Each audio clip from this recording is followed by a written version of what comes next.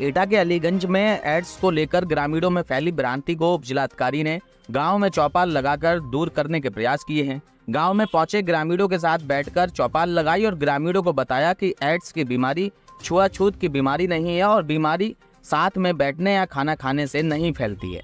SDM ने ग्रामीणों को अच्छे से जागरूक भी किया है। जागरूक होने के बाद ग्रामीणों ने बच्चों का परिवार की तरह ख्याल रखने की बात भी कही है। इसके साथ ही एसडीएम ने दोनों बच्चों से मुलाकात कर उन्हें सांत्वना दी है।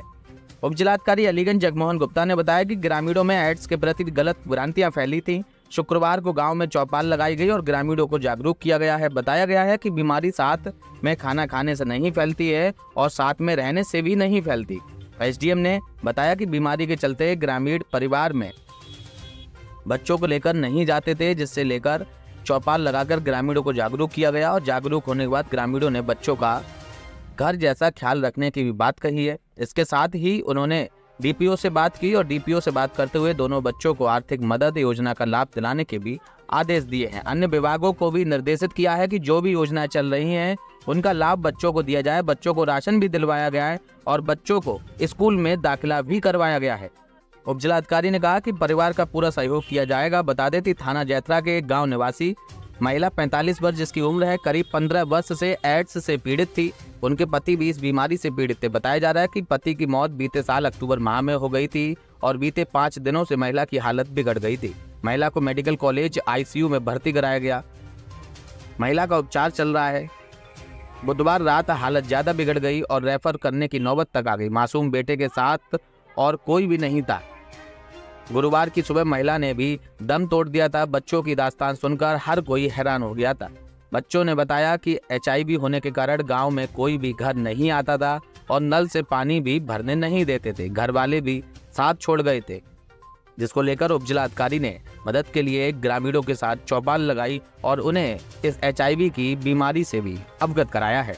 गाँव में पहुंच एसडीएम ने सांत्वना दी, डीपीओ से बात की, योजना का लाभ देने के आदेश भी किए और राशन एवं कंबल भी दिया। साथ ही अन्य विभागों को बताकर योजना का लाभ देने के भी आदेश दिए हैं।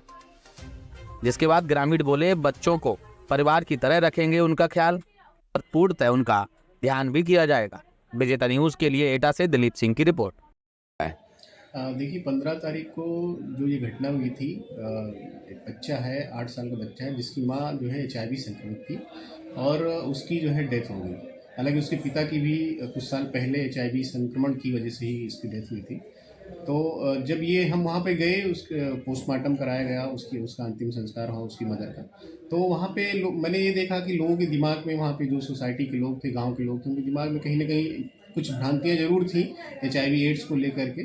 फिर मैंने उनको समझाया कि ये जो है किसी छुआछूत से या खाने से पीने से साथ में बैठ करके इस तरीके नहीं फैलती है एचआईवी एड्स।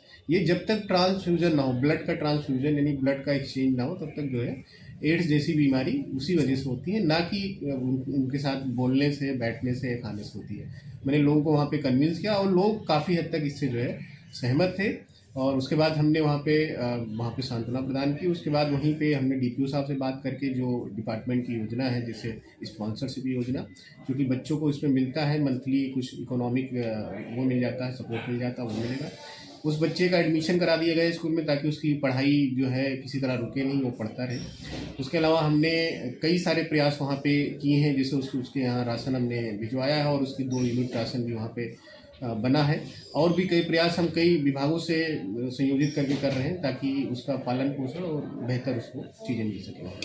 आपने गाँव में चौपाल लगा के लोगों को समझाया है एचआईवी के बारे में? जी, कल मैं गया था तो शाम को मैं वहाँ पे गांव वालों को बुला करके काफ़ी देर तक उनको ब्रीफ किया और काफ़ी हद तक वो सब पूरा हमारे साथ थे। पूरा उनको समझ में आ गया कि ऐसी चीज़ें नहीं है, तो वो जो है बच्चों को एकदम उसमें रखे हुए थे, ऐसी कोई दिक्कत नहीं है वहाँ पे।